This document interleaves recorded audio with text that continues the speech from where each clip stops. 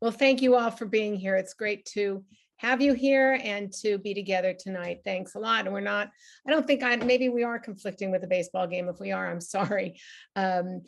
I am Janice Kaminer-Resnick, and on behalf of Jews United for Democracy and Justice and Community Advocates, Inc., I warmly welcome you to tonight's America at a Crossroads virtual town hall program. I think it's our 80th or our 81st program tonight. That's 80 or 81 consecutive weeks of programming. I think we only missed one, and we're going to miss the night before Thanksgiving this year. We are very grateful to have as our guest tonight the exceptional George Will and the amazing Madeleine Brand. Thank them both for being here. The mission of this America at a Crossroads series is to provide programs which inspire us to stay informed and engaged, strong and motivated as we strive to shore up the foundations of our democracy and its institutions. Full unedited recordings of all of our programs can be found on our YouTube channel and on our website. And we always provide an easy to use link in every single email that David or I send. So just look for it if you can't find it. A lot of people send me notes asking for it, which is fine, but I just want you to know it's there. So all you have to do is push the button and you get all 80 of our programs. The program for tonight comes on about 3 hours after the program ends. Our judge leadership team includes former Congressman Mel Levine, David Lehrer, former LA County Supervisor Xavier Osofsky, Caroline Kelly, Rabbi Ken Chasen, and myself. You saw our list of co-sponsors on the screen a moment ago and are grateful to all of our co-sponsors. Special thanks to all of you who make suggestions to us as speakers. Keep them coming. If you have a thought about who you think we should present, we will consider your recommendations. Next week, we will host Congressman Adam Schiff in conversation with Warren Olney. With the events happening this week in Congress, that will surely be an interesting hour. The following week, we will welcome the amazing duo of astute political pundits, Steve Schmidt and Robert Shrum, to talk about all things political. They're very knowledgeable, very astute, and it will be a great hour.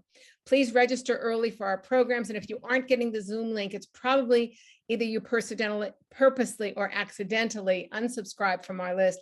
If you unsubscribe, you're not going to get our emails. So just ask me and I'll resubscribe you. Now, my terrific colleague, David Lehrer, will share a bit more about our upcoming programs. David?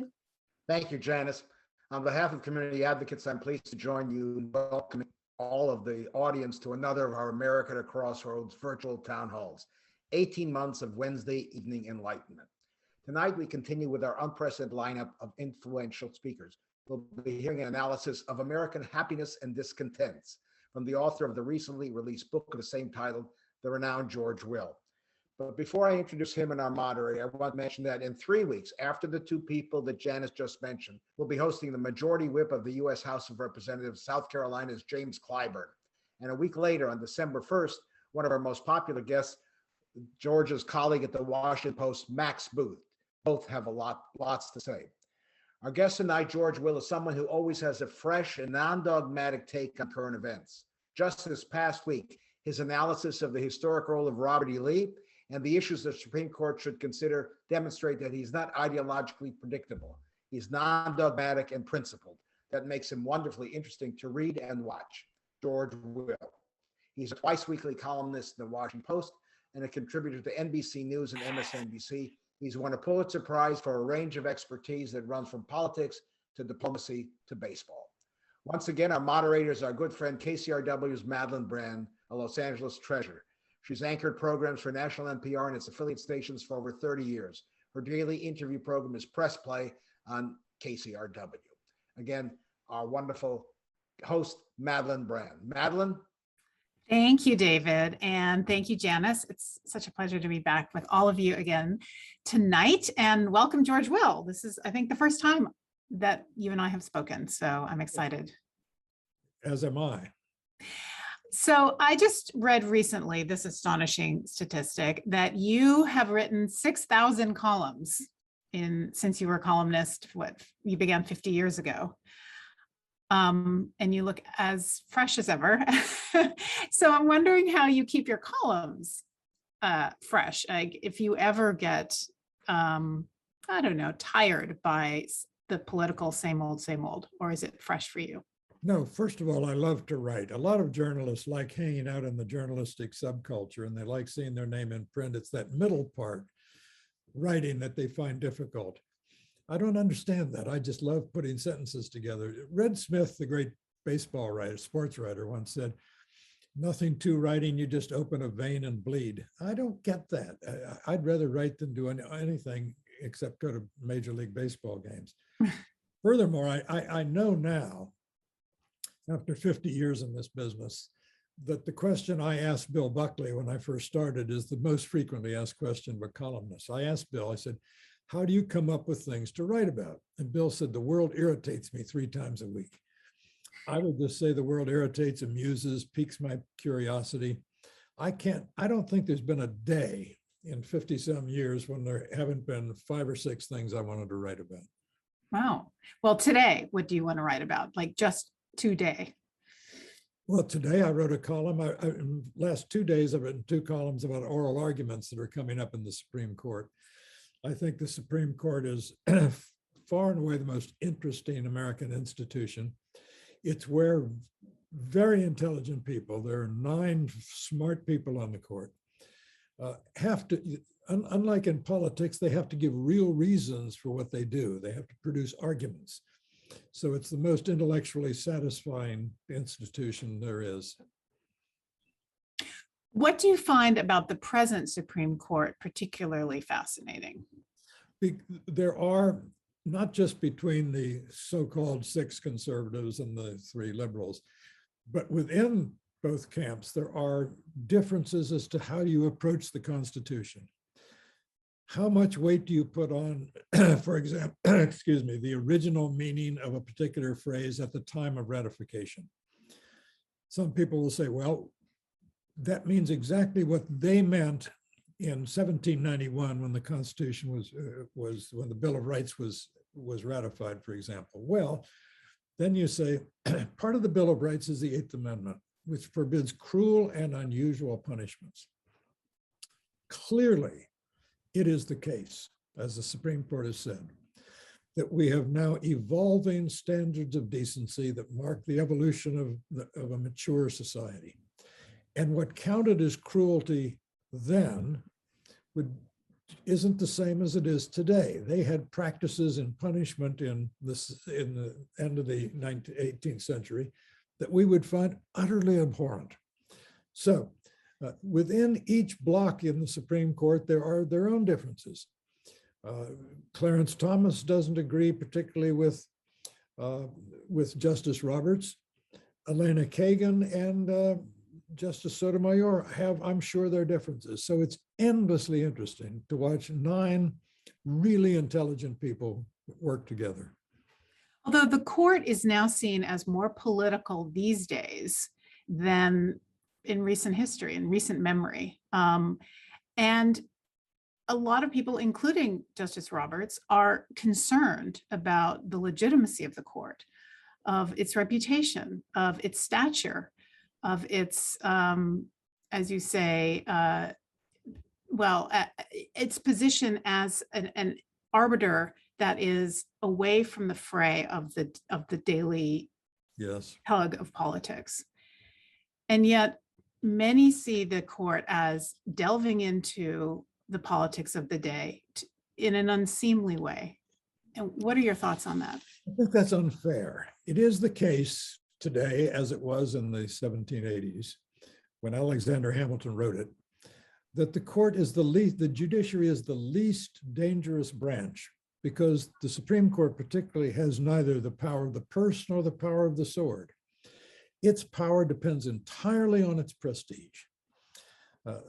The Supreme Court got an enormous and justifiable infusion of prestige in 1954 with the Brown v. Board of Education decision against desegregation of schools, beginning the long overthrow of the Plessy v. Ferguson decision in 1796 that ratified separate but equal facilities. That prestige, I think, persists to this day. And the prestige, it's important to understand, accrued to the court in Brown v. Board of Education precisely because the court went against public opinion, not just public opinion in the South. I think we'd find that a great number of Americans do not realize that Brown v. Board of Education was against the Board of Education of Topeka, Kansas, a northern state, had segregated schools. So the Supreme Court gets its prestige from the very fact that it stands against majorities, that it defends individual rights against the potential of majority tyranny.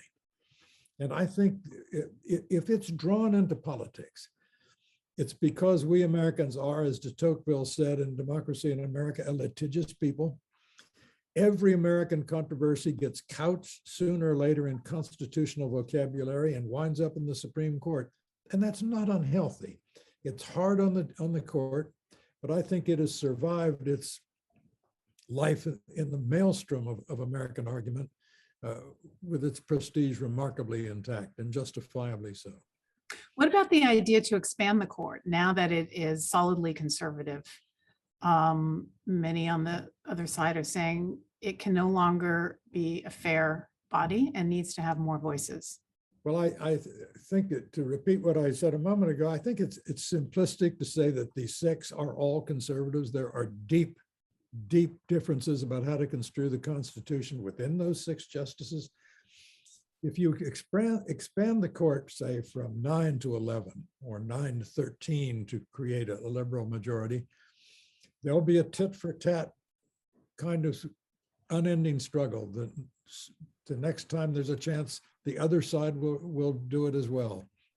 And I think what you'll find is that would secure the very harmful perception of the Supreme Court as a political football.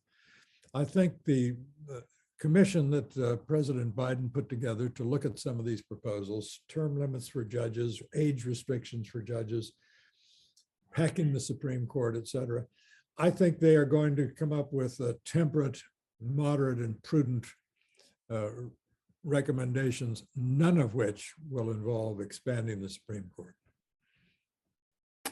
Do you favor age limits? Most of the justices are quite advanced. They are quite advanced. I really don't. Some of our greatest opinions have been written by very senior judges, but that's not a hill I'm prepared to die on. If it makes people happy to limit their service, that would be all right, I suppose. Well, what you just said about court packing makes me think of the filibuster as another thing that is seen as a solution to some short-term problems, but some have said, be careful what you wish for, because if it's wielded in the hands of someone else, you might not like it so much. What is your opinion on getting rid of the filibuster, at least for limited pieces of legislation, such as the John Lewis Voting Rights Act? We've already essentially eliminated it with regard to judicial nominees. Mm-hmm. And I'm not sure those who wanted to do it, when Harry Reid was majority leader of the Democrats, are now happy with the results, because that cleared the way for the Trump nominees to arrive in a wave in the Article 3 courts. I'm for the filibuster. I don't think that America suffers from too much deliberation or from too much deliberate speed in its nominating and legislating. When the framers went to Philadelphia in the summer of 1787 to frame the Constitution, they did not go there to create an efficient, nimble government. The idea would have appalled them. What they wanted was a government strong enough to defend our rights, but not so strong to threaten them. So they filled the government with slowing mechanisms. Madison, the principal architect of the Constitution, said, we want majority rule, but we want majorities to be refined and slowed and tempered by being filtered through institutions. So 3 branches of government in the separation of powers, 2 branches of the legislative branch, each with its own electoral rhythms and constituencies, vetoes, veto overrides, judicial review, supermajorities, all kinds of ways of slowing the process down to give reflection a chance and deliberation a chance. Still, I can think of nothing that the American people have wanted intensely and protractedly that they have not got. So the idea that the separation of powers, including the filibuster, prevents action is just not true. People said, gosh, poor Barack Obama didn't get anything done. Barack Obama achieved, with Dodd-Frank, the most extraordinary re-regulation of financial industry in the United States since the 1930s. And with the Affordable Care Act, the largest amendment to an expansion of social policy in the United States since 1965, when we passed Medicare and Medicaid. So it's just not true that nothing gets done in Washington. Except a lot of Dodd-Frank wasn't implemented, and the Obamacare has been was fought over for many, many years, and was saved by the vote of one dying senator. You know, fighting is and arguing is as American as frozen apple pie with processed cheese. I mean, if you don't like to argue, you pick the wrong country. There's a sense in which very few disputes in the United States are ever definitively settled. But that's the nature of America. We're litigious, we're controversialists, and on balance, I think it works. You write in your book, one reason the temperature of the nation's discourse is high is that the stakes are high. Today's fights are not optional, and they are worth winning. For you, which are the fights that are not optional? We are arguing about the most fundamental concepts of political philosophy. I began my professional life as a professor of political philosophy, intending to be, as my father was, an academic. He was a professor of philosophy. I went to Princeton, I got a PhD, and started teaching at the University of Michigan State and then University of Toronto. So I recognize in all of our arguments the kernel of important principles. We're arguing about the nature of equality. We're arguing about the meaning of freedom. We're arguing about the constantly adjusted tension between freedom and equality. If you have a free society, you're going to have inequalities, because people have different attitudes and aptitudes and aspirations. Some people want to teach kindergarten, some people want to run hedge funds, bless them all. But there's going to be inequality resulting from this.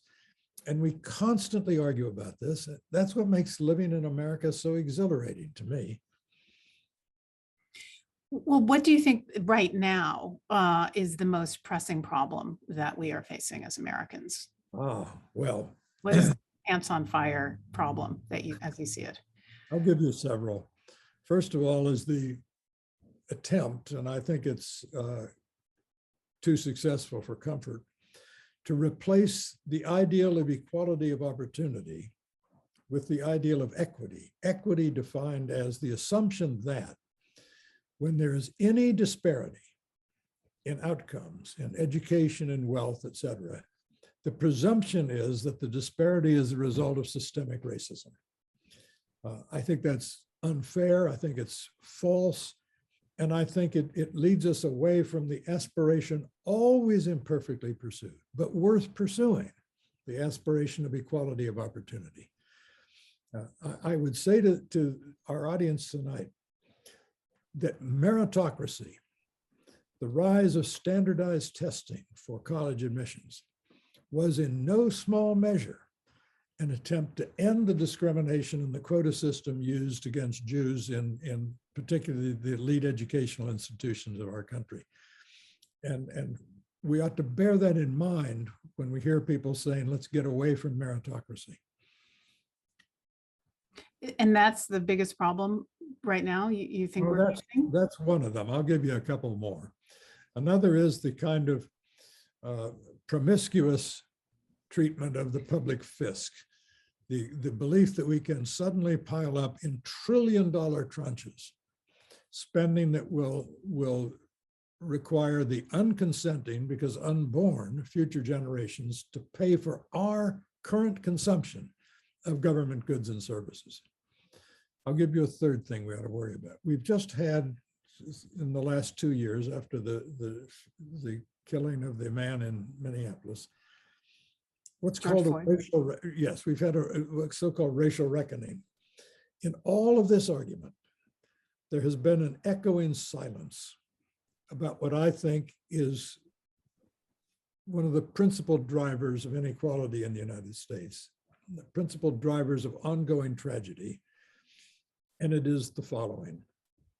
In 1965, a 38-year-old assistant secretary of labor, who became later a four-term senator from New York, Daniel Patrick Moynihan, and my best friend. Pat published at age 38 something called the Moynihan Report. Its official title was the case for national action regarding the Negro family. He said, we have a national crisis because 23.7% of African-American children are born out of wedlock. Well, it's 69% today. And it's not just an African-American problem. 40% of all first births in the United States are to unmarried women. And hear this carefully. A majority of mothers of all races, colors, creeds, national origins, a majority of mothers under 30 are not living with the fathers of their children. Now, abundant social science research tells us the important predictive value of family structure in determining the trajectory of a child's life. And until something is done to bolster family structure, we're going to have deepening social cleavages. Now, the problem is we don't know what's caused this. In 1950, the illegitimate or out of wedlock birth rate among African Americans and whites was approximately the same. We don't know what caused the divergence. And therefore, we don't quite know what to do about it. But it's something we ought to talk about. And to me, the astonishing thing about all the discussion of race problems in the last year is how little we talked about this. Because we haven't, as you say, come up with an answer since Moynihan wrote that report. Well, it's sex and it's race and everyone's uneasy. And I understand that. But how is that contributing to what we have now? And I think a lot of people are incredibly worried about, and that is the fracturing of this country, the division of this country, to the point where your political party can determine whether or not you get vaccinated. That, I mean, science has now become politicized to a point no one expected it to be just a few years ago. Yeah, well, we have now adopted policies in the current administration that explicitly says certain public benefits are to be allocated to minority populations based on skin color, skin pigmentation. It's madness. It's primitive. I actually think race relations in the United States are not nearly as bad as they seem. I think that race relations are much better than they were 20 years ago. Now, there are places where they're not. It's interesting to me that where there's probably most simmering racial tension are on college campuses. Why? It has something to do with the fact that on college campuses, they are most obsessed with the issue. Most Americans are too busy getting on with life to worry about this. I have a suggestion for people who are in despair about race relations in the United States. Watch an SEC football game. The Southeastern Conference, Georgia, Alabama, Mississippi, LSU. Football down there is the closest thing we have to an established religion in the United States. And you watch one of those games where 60 years ago, there were no black players. Today, the referee's black. And he's bossing everyone around. And it's wonderful. It's the way America ought to be. So I think we are perhaps too obsessed with the loudest voices and not paying enough attention to the softer voices and softer behaviors that are marking a much improved America.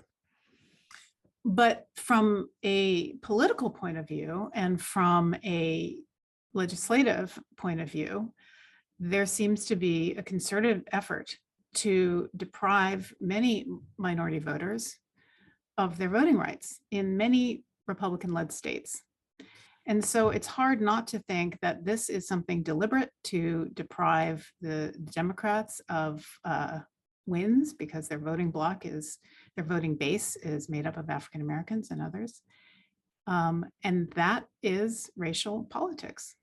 It is, but first of all, I think these need to be judged on a state-by-state basis. A lot of what is being done now are people swinging back to pre-pandemic voting restrictions. During the pandemic, voting was liberalized and made more permissive, and rightly so, for public health protocol reasons. Not all of the changes are racially motivated or particularly repressive. They are, again, are restoring the status quo ante. And I think you're going to find, this is a pretty safe prediction, that when 2022 elections roll around, and particularly in 2024, there's going to be an enormous surge of voting, just as there was in 2020. That when people want to vote, they vote. And I think that if you're judging the vigor of American democracy by the sheer turnout of votes, it's going to look pretty good. Your book is called American Happiness and Discontents, The Unruly Torrent, 2008 to 2020. What was unruly about those particular years? What was the most unruly, aside from the obvious? Well, they begin with the inauguration of Barack Obama and end with the defeat of Donald Trump. And these 12 years will not, I think, be remembered as the second American era of good feeling. There was intense polarization and a kind of dyspeptic anger where a lot of Americans came to feel that they're only alive if they're furious. They're only happy when they're unhappy. I'm old enough, I'm 80. I'm old enough to remember when there was a radio show called Fibber, McGee, and Molly.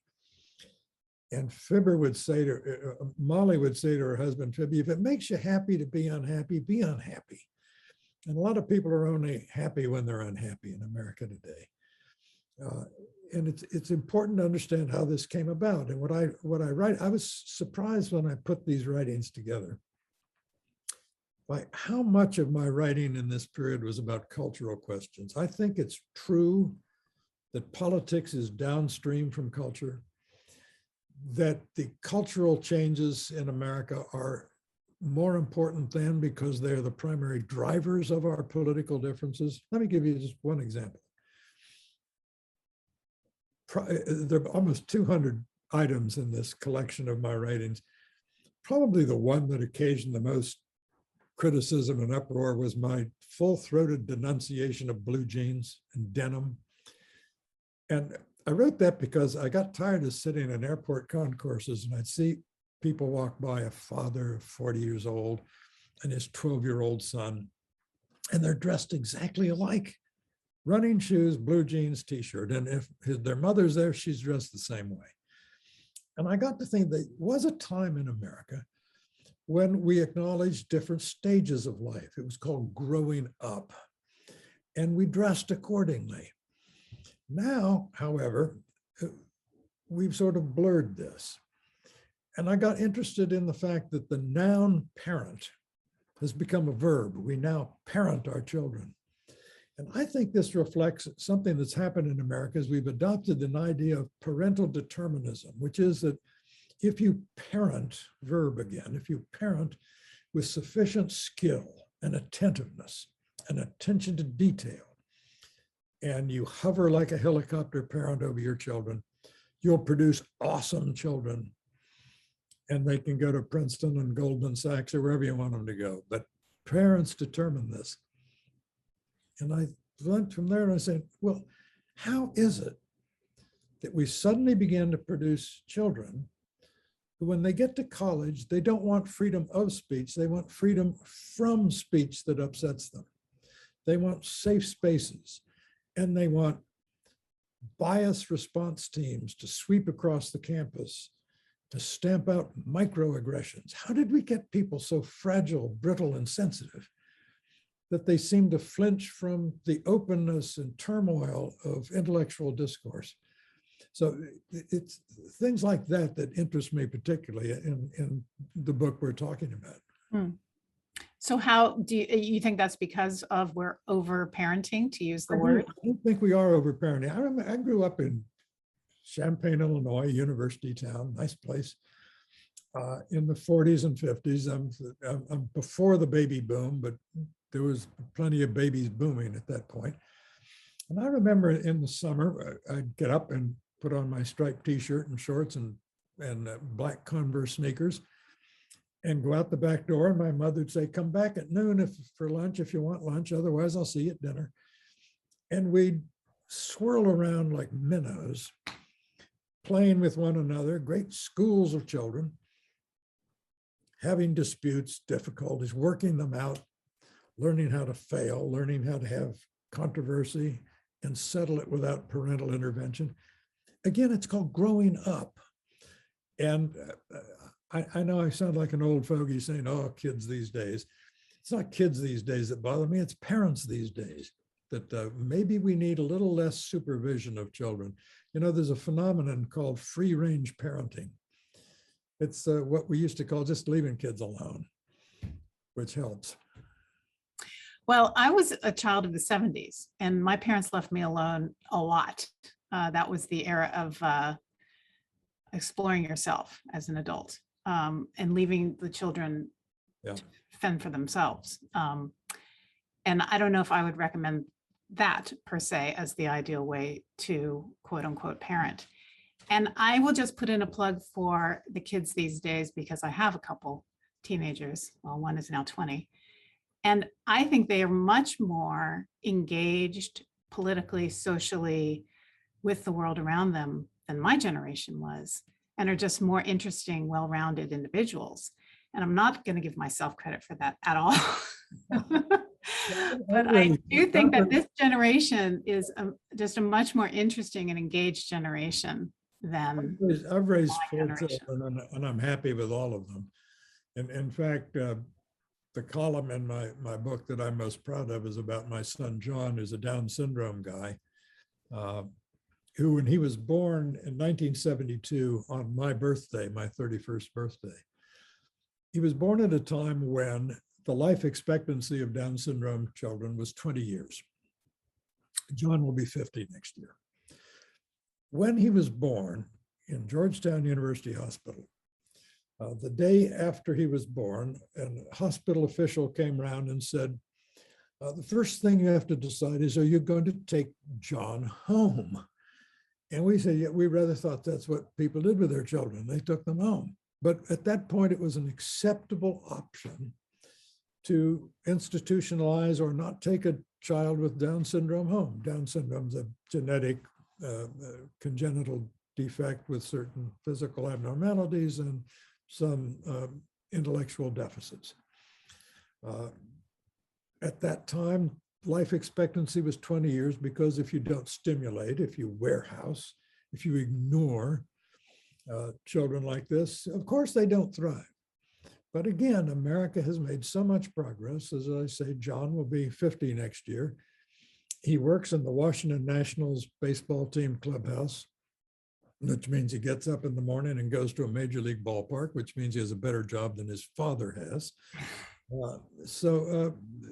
Again, let's leaven our social hypochondria in America with the recognition of some stark, wonderful advancements. Absolutely. Okay, well, we haven't really talked about the political event that is shaping the discourse right now on the front pages of your newspaper, but I suppose we should, and that is the Democrats fighting amongst themselves to get a couple of big bills through. It doesn't look good at this point. At least Nancy Pelosi says today that they're nowhere near a deal right now. Do you think that they will in fact get a deal together? And how much weight will Joe Manchin place and play in this? Will he get everything that he wants? Manchin's not going to get everything he wants. No one's going to get everything they want, and that's the way it normally is in politics. They're arguing about money. These are splittable differences. They're not even arguing about their own money. They're arguing about our money and what they want to do with it. So I think the political imperative for the Democratic Party to get something is strong enough that they will. I actually think Joe Manchin and Senator Sinema of Arizona, the two who are conspicuous, are actually speaking for probably 8 to 10 other Democrats who are not front and center, but who are just as glad to have this spending geyser moderated. And I think that come next November, about 54 weeks from now, Democrats are going to benefit from the fact that Manchin and others, with the silent acquiescence of some other Democrats in both the House and the Senate, are going to benefit from the fact that moderation was imposed upon the Democrats. Remember, when Roosevelt in 1933 radically expanded the role of government in American life, he was doing so after an enormous landslide victory over Herbert Hoover in 1932. When Lyndon Johnson in 1965 expanded the role of the government with the Great Society programs, he was doing it after an enormous landslide gave him lopsided majorities in Congress in 1965. Joe Biden has negligible, trivial, and perhaps evanescent majorities in both the House and the Senate. So Mr. Biden is ignoring Thomas Jefferson's advice to not undertake great departures on slender majorities. So I think it's quite possible that, as I say, 54 weeks from now, some Democrats are going to say, well, thank you, Joe Manchin, for saving us from wretched excess and overreach. Although polls show that most Americans want what's in this bill or what was in it until it began to be stripped, such as paid parental leave, free community college, dental benefits for Medicare recipients, expanded child tax credit. All of those are very popular with Americans when they're asked. They are, sure. If you say, do you want X? And they'll say, yeah, X sounds great. How about Y? Y, terrific. Let's do Y. Z, can't get it fast enough. Particularly if, and here's where it gets interesting, Joe Biden says, Americans want this, but we're going to ask only 1.8% of the country to pay for it. That is, he says, no one earning under $400,000 a year is going to be asked to pay for this. Well, that's 98.2% of the country. Well, of course, free stuff polls well. That's not a blazing insight. But it tells me something that Mr. Biden is not so confident of the popularity of this agenda that he's saying, if you like it, are you willing to pay a nickel for it? And he's not asking them to pay a nickel. Although most, arguably, it's 2 senators who are standing in between. No, it's actually 52 senators. Well, okay. They all count as senators, and there are 52 votes against this right now. And as I say, there are some other Democratic senators and House members who are in the shadow of Manchin, but secretly on his side. But so what about the Republicans? Is it true that they oppose this on the merits, or are they just being obstructionist? Probably a little bit of both. As you know, I don't speak for Republicans. I haven't been one for more than 5 years now. And I rather enjoy being a free agent. I think there's some of both. I mean, parties in opposition oppose, that's what they do. But I think most Republicans, it is not surprising to learn, are opposed to trillion-dollar tranches of spending, one right after another. So in a way, this is not astonishing. All right, I think we are at our time in the program where I can go to the listener questions or the viewer questions. And I can have a sip of my martini. Go for it. Is it gin or vodka? Gin, for goodness sake. Vodka martinis are like wearing jeans when you're 50 years old. Exactly. All right, Phil asks, do you believe the billionaire tax is unconstitutional or wise? I'm pretty sure it's unwise, and I have no idea if it's unconstitutional. Some people say it's like a bill of attainder. That is, it's a law targeted at fewer than 700 Americans.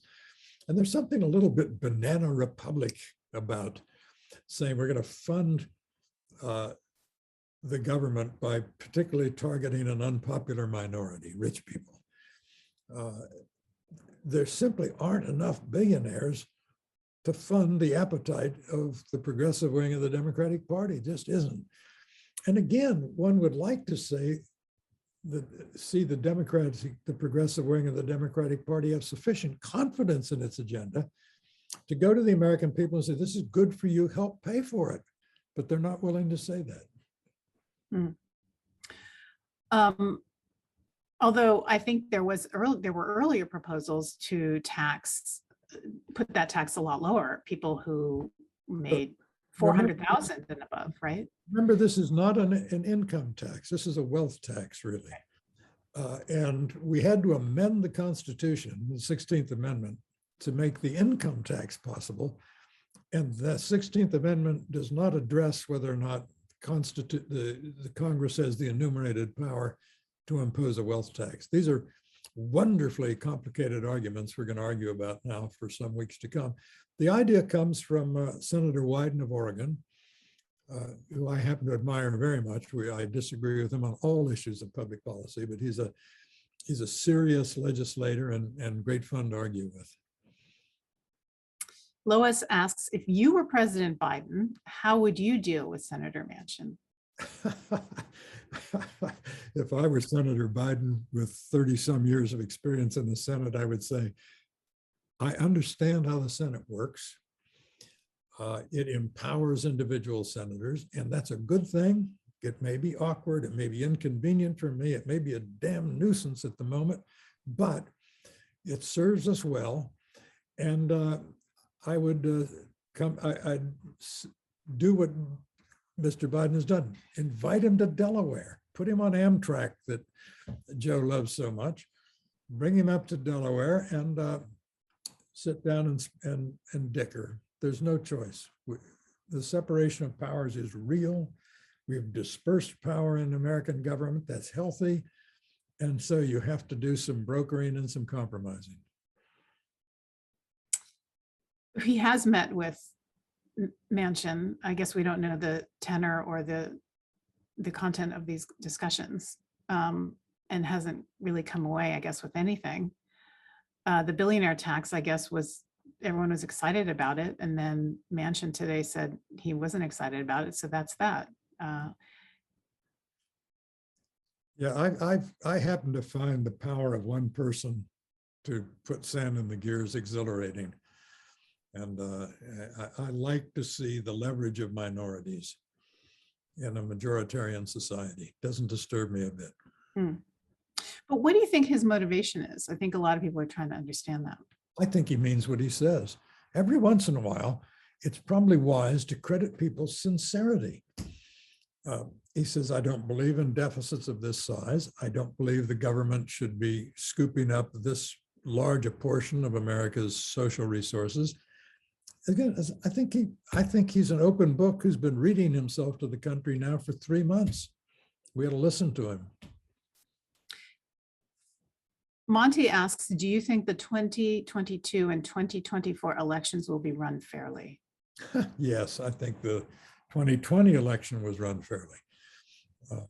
I mean, the 45th president, whose name shall not cross my lips, the 45th president has been careening around the country, but even before the election, saying it's going to be stolen because he knew he was going to lose. And he was trying to sow suspicion even before the votes were cast. Pennsylvania, Michigan, Arizona, Georgia, all over the country, people suspicious of fraud went to court. Judge after judge, court after court said there's no evidence whatsoever of fraud. And so this is a complete non-issue. And many of those judges, by the way, were appointed by the 45th president, who again's name does not cross my lips. Your colleague, though, Robert Kagan, in a recent widely read piece, said that we're already in a constitutional crisis. And he notes that the Stop the Steal efforts were pretty amateurish, but those behind them have learned their lessons and are working now at the state level to make sure that should the election not go Trump's way, should he be, again, the nominee and the candidate, that they would install people in various legislatures, Arizona, for example, who would overturn the election. Or I think Bob's essay was widely read and was a fire bell in the night to alert people to this possibility. But as yet, it's only a possibility. This country was not built by flimsy people, and it is not flimsy. We have had one constitutional crisis in this country's almost 250 years. That is a crisis in which the constitutional institutions could not cope. And that was the Civil War. We've been through Watergate, we've been through all kinds of things. We've been through the dismantling of Jim Crow. The institutions are more flexible and durable than people like to think. And I am not worried that either in 2022 or more importantly in 2024, we're going to have a crisis of constitutional incapacity. I'm not worried. Libby asks, do you think Trump was actively involved with the planning of the January 6th insurrection? I'm not sure he's capable of planning. That requires forethought and discipline, and those are not his strengths. I think some of his people were. I think that's one reason why it is right for the Congress to pursue with all legal processes Steve Bannon, to get him to testify. I think we're going to find that people surrounding the president, people loyal to the president, were involved in this. I don't know whether they knew how out of hand it was going to get on the afternoon of January 6th, but we're going to find out, because Congress rightly wields coercive powers to enable it to perform its oversight functions. It's one of the most important things Congress does, is oversight of the government it funds. So I've no doubt that, again, with all the usual messy compromises and showboating and grandstanding, the January 6th investigation is going to proceed, and we're going to get something akin to what the 9/11 Commission produced in talking about the failures of the government leading up to 9/11. So Steve Bannon, you raised a good example. He defied the subpoena. Justice Department now weighing what to do. Should he be jailed like Susan McDougal was? Sure, he should be. I mean, I'm not going to preempt the process, but the process should start. He's ignored a lawful subpoena. There should be judicial enforcement of it, and the Justice Department should help see to that. We have so many questions. It's hard to go through all of them. Here's a good one that has nothing to do with politics. What books are you reading right now? Jill asks. I get up every morning at 5:20, and at 5:21, I'm immersed in an Audible book on my iPhone. Right at this instant, I'm listening to Bernard Bailyn, one of the greatest American historians ever, who wrote The Ideological Origins of the American Revolution. I'm listening to his reflections on his career as a historian. I just finished The Dead Are Rising, a biography of Malcolm X. My next, I don't know what comes next, but it's on my phone. I've got 40 books on my phone at any given time. Wow. As I say, at 5:21, I'm listening to a book. I shave, exercise, commute to work, commute home.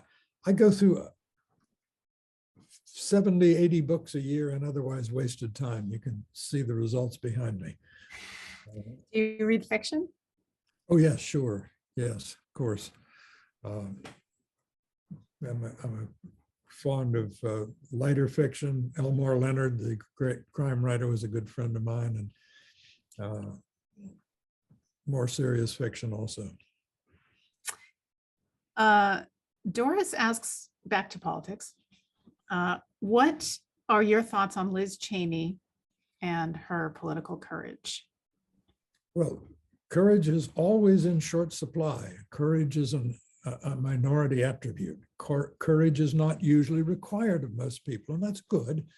We don't want to live in a society where courage is required of everybody all the time. But because it is rare, it is all the more luminous when it appears. And Lynn Cheney is an example. That's just courage. We don't need any more words. That's it. That's what it looks like. It's been well said that you shouldn't go into politics unless you're prepared to lose your job. You should say, I want to be in politics, but I want certain things more, like a clear conception of the public good and principles worth losing your job for. She might lose her job, although I'm not ready to judge the Wyoming electorate right now. But this doesn't happen that often, and we ought to just stand back and admire it. You say you're no longer a Republican. I assume you're an independent. What are your thoughts on the party now? Has it become the party of the cult of Trump? My thought is that it's barely a political party right now. A political party has an agenda, and it is, here's X, Y, and Z social problems, and here's legislation A, B, and C to address them. That's not what the Republican Party is about these days. It is a tremulous, frightened party that is terrified of a substantial portion of its voters, who are at the beck and call of the Prince of Mar-a-Lago. And every sulfuric belch that emerges from that compound in Florida can set 30 to 40% of the Republican electorate incandescent with rage against elected officials of the Republican Party. This is not a normal political party. Normal political parties are not terrified of their voters. So right now we don't have, in a meaningful sense, a two-party system. We have the Democratic Party and we have a cult of personality, sort of semi-opposed to it, but really is only doing performative gestures to please the king across the water, the king in exile. So what happens? How do you get back to a two-party system? Beats the heck out of me. I suppose if he runs again and loses, those are two hypotheticals, that will put paid to him. George Wallace was a big figure in American politics until he left the stage, and Wallaceism left the stage with him. Ross Perot got 19.7% of the popular vote, almost 1 in 5 popular votes in 1992 in the Clinton-Bush election. But when Ross Perot left the stage, Perotism disappeared. I would like to think, and this may be the wish being father to the thought, I would like to think that when Mr. Trump leaves the stage, and nature will take care of this if nothing else, when he leaves the stage, the darker impulses that he has channeled will go with him. Really? You think that, so poof, he'll disappear and everyone will be like, oh, what was I thinking? And return back to normal? I think there will be some of that, as a matter of fact. The most dismaying fact about the 45th president is he demonstrated the power of one person as a tone-setting individual to change for the worse the tone of American life. The good side of that is there's no reason why a very different tone-setting individual cannot come along and have just as large a beneficial effect on the tone of the country. I think the country is ripe for someone who comes along and says, deep breath, everybody, who repeats the final paragraphs of Lincoln's first inaugural address when he said to the South, 7 states had already seceded when he delivered the address. He said, we are not enemies, we must not be enemies. I think the country is ready it's ready to exhale. It's ready to put aside the sheer strenuousness, the fatiguing strenuousness of the current climate. And I think it can change very fast. Would you like to offer any more closing remarks? No, other than to say, I consider events like this, and I think those of you who put it on to be wonderful. I'm just guessing, but I might be the only person in the many hundreds of people who are participating tonight who's the grandson of a Lutheran minister. Not I. When I first came to Washington in 1970, I came under the spell of one of the greatest senators of all time, Henry Scoop Jackson of Washington, who, as people in this audience will remember, was one of the greatest, firmest supporters of the state of Israel in dark times, 1967, 1973. And so